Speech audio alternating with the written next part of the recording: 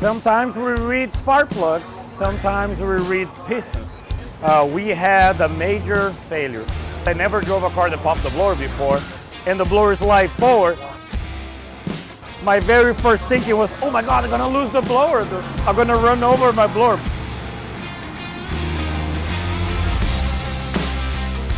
Ladies and gentlemen, so tonight is Wednesday night. As you can hear, we are on the racetrack. So we are here in an Orlando Dragway Speed World. It's the 31st World Street Nationals.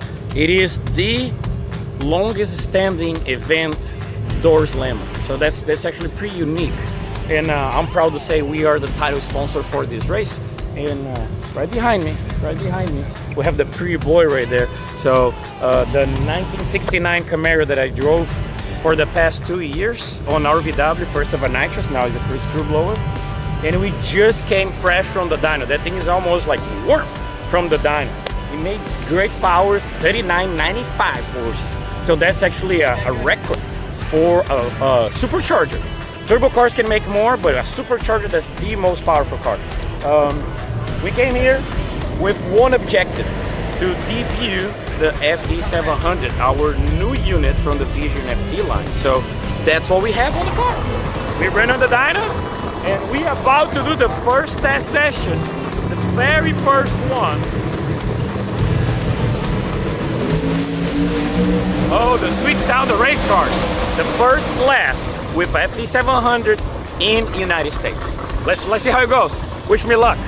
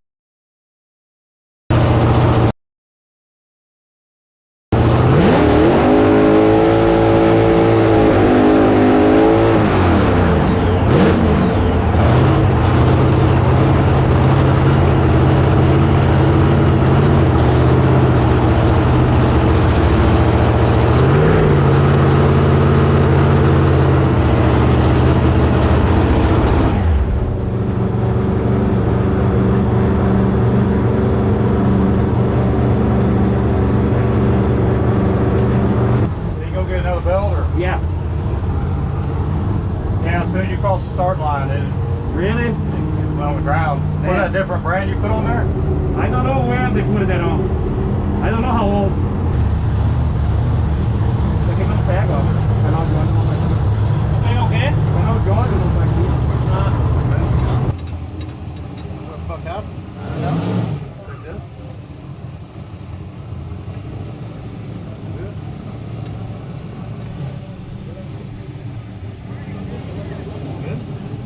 How much fuel you have?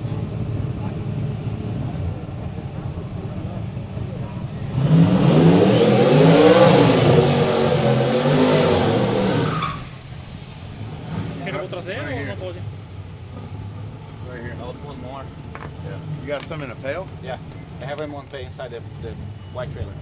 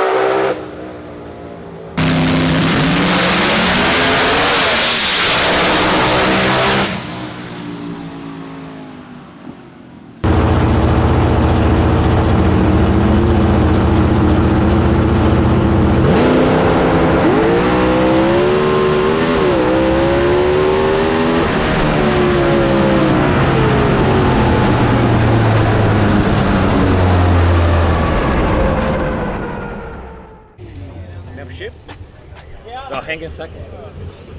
Oh shit. Yeah. Fuck. That makes sense then. Day two. Actually day three, because the first one we came, the second one we shake down, we made a lap, and now we actually going through tech. Last night was actually eventful, I would say. First we cranked the car up, tried to do a burnout, the car shuts off. A new switch that we put on the car to kill the ignition, it wasn't properly engaged by the driver, shut it off. So like, go back in, turn it on, start to do my burnout. I actually did my burnout. And then my buddy Felipe is running and doing this and this. I'm like, what the hell? I shut off the car.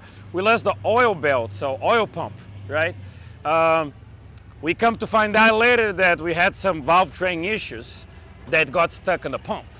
So we got lucky in the end. We made 375 at 199. There's a pretty good run.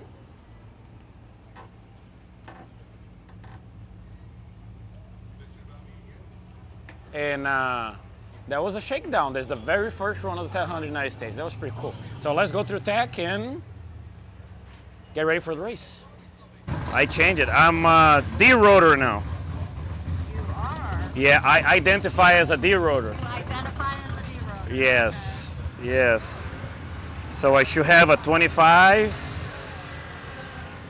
from the C. So there should be 25, 25, I believe. Let's see. 100 off, 26, 25, and then how many? 3 speed. So 27, 25. is your base, and then a minus 100 and minus 75? Yes, 25.50. 25, 50. 25.50. You lost 100. You see that? Look at that. Yeah. I could lose weight. Yeah, you see that? That was an easy one. I lost 100 pounds. Gave you a weight break? Yes. Your birthday? No. No, you're supposed to say yes. No, yes. I identify as a smaller blower. So then I get a weight break. That's beautiful. I love it, right? What a day to be alive. Oh my God. You weren't lying to me, are you? No, I'm not. What did he do? What did he change? He From a went to C to a D. D-rotor. I'm doing D-rotor now. How are we going to tell the difference between the C and the D rotor? I have a C and a D with me if you want to compare. I came No, prepared. I want you to open the port on the D's. Okay, we can do that. You need that right now? Later? What do you want to do? And I have a C so we can see side by side if you want to. No, what'd you weigh? We temporarily passed tech. I don't know if you guys noticed, but like there's some classes, and it includes one. There's pretty much like a gentleman agreement. You actually come to tech and you tell what is your combination, and they trust you. But they randomly enforce, right? So instead of taking everyone apart, they checking what you have. Whatever is visual inspection, you know, transmission, something like that, thumbs up. And if it is not, they randomly come to your pit. They're like, hey, bud, remember what you told me? Show me. And then you need to explain what you have. So that's pretty much how it goes. So we're ready. Wait for Q1 in some hours, I believe 2 hours. Felipe is already relaxing. You guys can see Felipe is like this, just relaxing, you know. Good times now. Let's hope we don't have another spring breaking on Tuesday, bud. Okay, let's go back to the pit.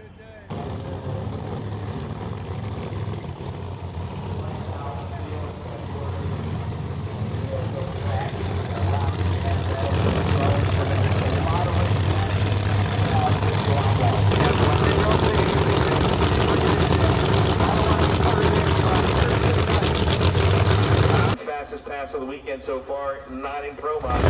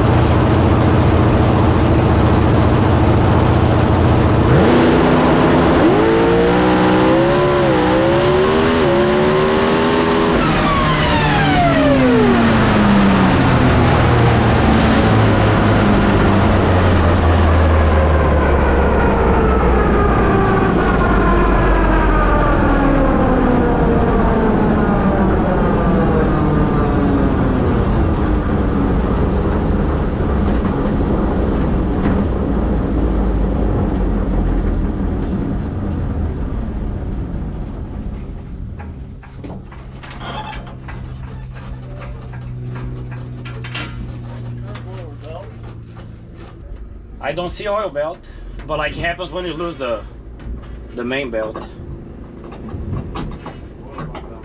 Yeah, let's go as quick as we can. We're gonna need to check, so we need some time there.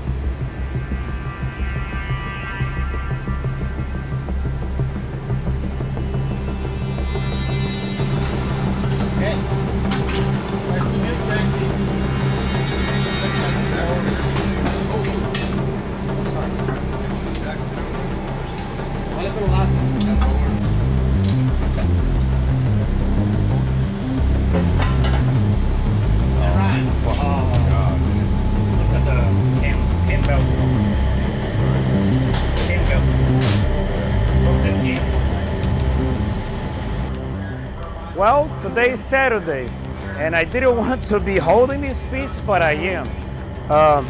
Sometimes we read spark plugs, sometimes we read pistons. And on this particular piston here, you can see right there, yeah, the piston may kiss the valve, you know, like as the joke says. We had a major camshaft failure. My cam belt lost its teeth. It thought it was fighting box or something, right? Lost, I don't know if it lost one, two, doesn't matter. As soon as you lose one, gets out of synchronization. And when I lift, I did a lap, was a nice, slow, smooth lap. A to B, heat of the day was like 2 o'clock yesterday. Most of the people didn't went down. We went down, everything good. As soon as I closed my throttle body, it popped the blower. What the hell? What the hell? It caught me off guard. I never drove a car that popped the blower before, and the blower slide forward. My very first thinking was, oh my God, I'm gonna lose the blower. I'm gonna run over my blower, but they have straps. That cannot happen. So it took me a second. I didn't pull the chutes, then I pulled the chutes. I stopped by the end of the run. Cool feature. I looked to my log, right? That was actually cool. I looked my log on the screen of the 700. Can't see anything. Why? All EGTs are okay, everything is good. Why it popped after I shut off the blades? We came here to the pits, take the valve cover, all rocker arms. So when the camshaft loses synchronization with the crankshaft, the piston hits the valves. Guess what? Every single one, 16 valves hurt, damage. So we took the motor apart. We already checked the bottom. We have to change 5 rods because it's rough on the rod as well. Imagine, right? Rough on the rod. So 5 rods, 3 pistons, and both heads are actually on tamper right now. Great guy, friend of mine, Chris Nelson from Nelson Race Engines. He's fixing the heads. He's changing valve guides, make sure everything's okay. I'm waiting for the delivery to get my new valves, my new rocker arms. It broke all the rocker arms. So all rocker arms, all valves. Man, what a nightmare. But the guys are badasses. So we worked through the day. We made everything right, just waiting. So now fingers crossed. Hope that the part shows up. We can put it back together and try to do another qualifying. They're gonna call us in maybe an hour or 2. I don't think we make it, but they are supposed to have another one, a night session. So we are shooting for the night session. I believe now we qualify on number 10 with that slow run during the day. If we can get it right and run this night session, let's try to qualify better, right? And then see if we can race tomorrow. So like, let's pray a little.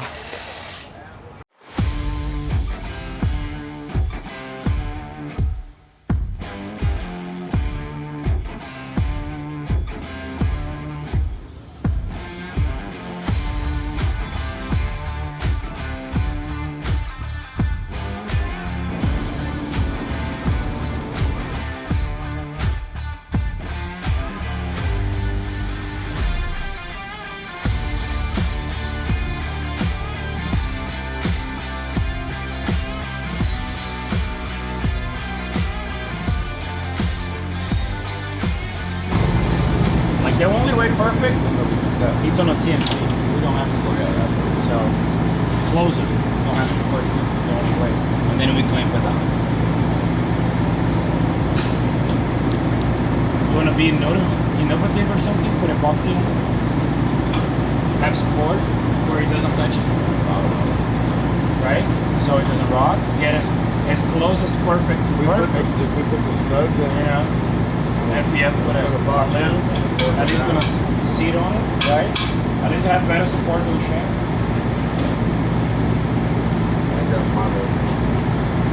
It's very fucked up. I don't know what else can we do. You won't hold that. If we take one all the way down and then the other one straight, it's just gonna be steps. You know?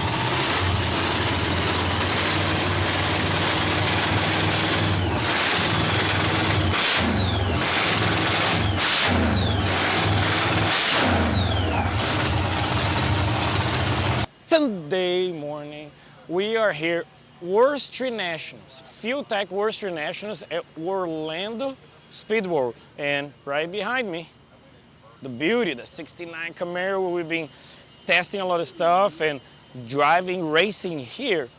And Sunday is race day. So race day, it's a big question mark. What will happen?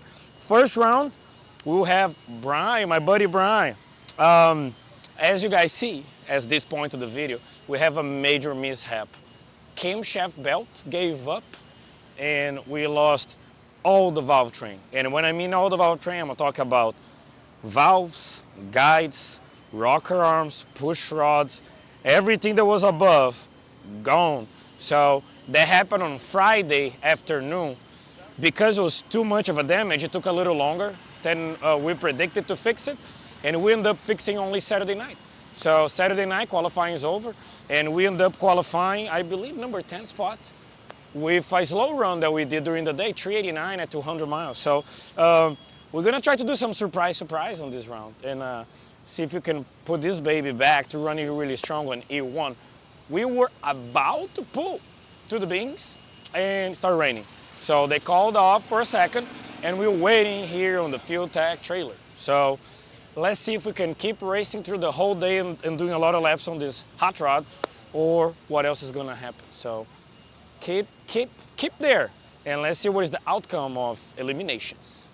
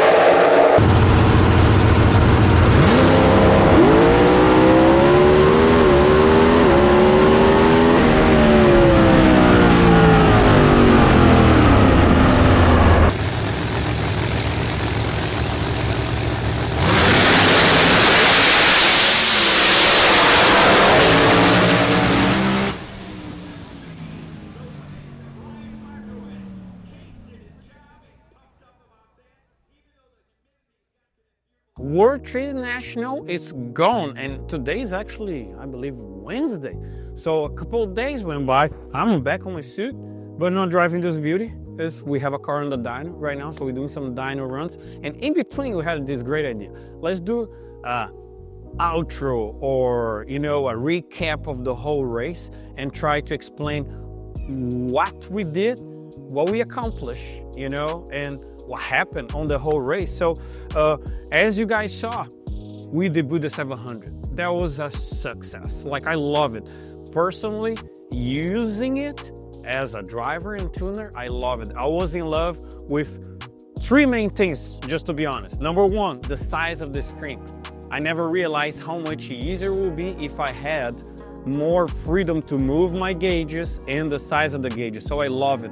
The screen, how you can personalize and how can you change stuff, it's a tremendous upgrade over the 600. Number two, the wireless communication. I was using Wi-Fi through the whole time. So I would connect to my ECU with my laptop, no wires. And honestly, I didn't realize how much easier it would be that. So no cables. I could literally walk with my computer, show something to a friend of mine like Jack Green that we tuned together some stuff. And man, what do you think about, I will go back, I'm still connected to the car. I don't need to hook up again and stuff. So I love that really much. And the last one, I never thought about it, but it's really cool. I could see my data logs at the screen. So every lap that I did, by the end of the run, I will leave the car like, okay, my guys didn't show up to pick me up yet, because I think this car is a little faster than a golf car.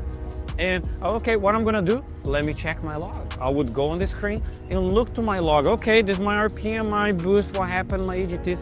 So that was awesome. Like, I can't wait for next year and actually be able to do that every lap. I love it. Race itself was really good. It was crazy. We were actually started the whole week on Wednesday. We did test session, then we did a qualifier, but we had some challenges. Something happened to us that I never seen before. My engine is actually belt driven twice. I have a belt for my blower. I have my belt for my camshaft. And on Q2, I believe, Q1 we spun. On Q2, I lost my belt, my camshaft belt. When that belt lost the teeth, all my valves, all my rocker arms, everything was gone. We pulled the valve cover and it was gone, destroyed. So I cannot say thank you enough for Brandon Peza PJS. They overnight me parts from Texas, and Chris Nelson from Nelson Competition that does a great work close to the coast. I believe they're close to Tampa. And we took the heads off, took to Chris Nelson. They work all Saturday. I mean all Saturday, 7 in the morning to end of the day. They work on both heads to fix guides, seats, and everything that we have to fix to put this back together. Part shows up from PJS on Saturday, because this happened Friday early afternoon. So they ship stuff on Friday, show up Saturday morning. Chris Nelson fixed the heads. By in between Saturday night and Sunday morning, we put it back together, and we tried to be respectful, so we didn't crank the car in the middle of the night. It was like 4 in the morning. Went back to the hotel. Next morning, we were in the first ones in the pits just to make sure. We go to the first round, and I got Brian Marquez. That's the previous champ for the Radio Outlaw Series. The reigning champ, the champ, is Chris Daniels. Before him was Brian Marquez. So I knew it. I had like a big and tall challenge to go. I go over there, and we didn't have enough runs. We were running a D-rotor, so it's slightly different weight package, and in the end, we ended up doing 3 laps. It made absurd power on the dyno. It never made so much, 39.95.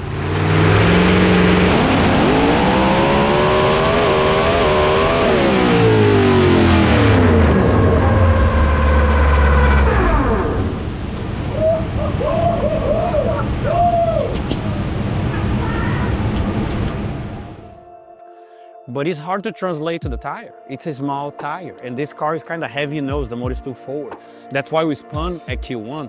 So when I went to E1 with only 2 runs under the belt and were really slow early, I didn't know exactly what to do.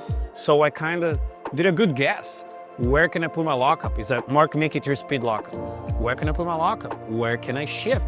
How should I manage my power on the run? And the car went down, 937/60 foot. That was actually pretty good for that session, one of the fastest of the session, but it was kind of slow down the track. So I got a little ahead of Brian on the leave, but then he caught me halfway through and I lost. So first round, I lost, everything worked. Car's still one piece right here. And the season officially over 2025, but that race counted, right? The season 24 is ended, but this race actually counted for the 25 season. So that was the first race. Guess what? It rained. So Sunday was a wash and they ended up canceling the race. Man, that's crazy sad, okay? So in the end, I lost first round, but nobody went past second round because there was no second round. So in the end, it wasn't that bad for us championship-wise. We lost a round, but we don't lost the race. That's kind of crazy, right? And nobody won the race. So they end up splitting all the purse in between people that stay across all the classes. And now our VW next race is only next year, Valdosta, right? So let's see what we can put together for next year. I don't know. We have some plans in the works. I don't know how it's going to play out. But that was a good season. We finished third in points. We were able to run this thing really fast. We went 352 twice this year. We debuted the 700 on this car. That was really cool to do. We broke the screw blower record on the dyno, 39.95. So there's a lot of accomplishments, you know, and I had a lot of fun. So in the name of FuelTech, Bar Racing, my team, and everyone behind this car that helped, PJS Race Angels, Mark Mick Transmissions, everyone else, thank you for following us through this year. Thank you for watching this particular video, and let's see how the 700 is gonna go. Now we're gonna start spreading and shipping to everyone, and how the 2025 season will happen. See you guys next year.